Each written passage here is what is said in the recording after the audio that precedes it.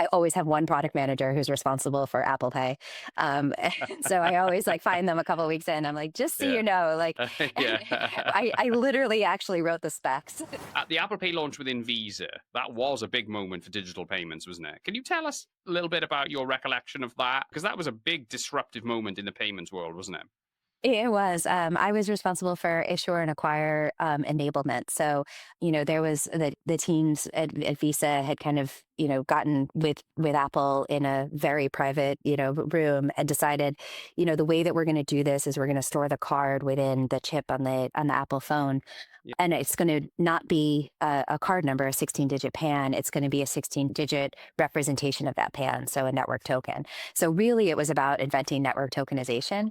We used to, go to these major issuers and wallets and partners, be like, imagine you're going to pay with a shoe and you're going to take that shoe and it's going to have an NFC chip in it. And you're going to use that shoe at point of sale. So we couldn't ever talk about it being part of Apple or Apple Pay, but we were trying to turn it on in the entire ecosystem so that merchants would be acceptors. I don't know if you can go back in time. I think this was fall of 2014. So September 14, Yeah. 2014 was the announcement. And, we had Chase, JP Morgan Payment Tech as the major acquirer that was ready to support it already.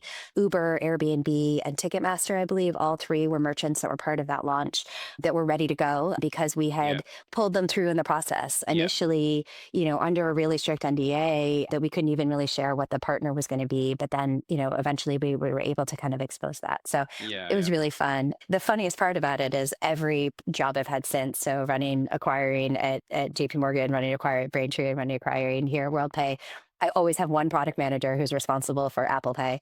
So I always like find them a couple weeks in. I'm like, just so Yeah. you know, like Yeah. I literally actually wrote the specs for network Wow. tokenization. So I have a lot of That's opinions incredible. on how that goes. So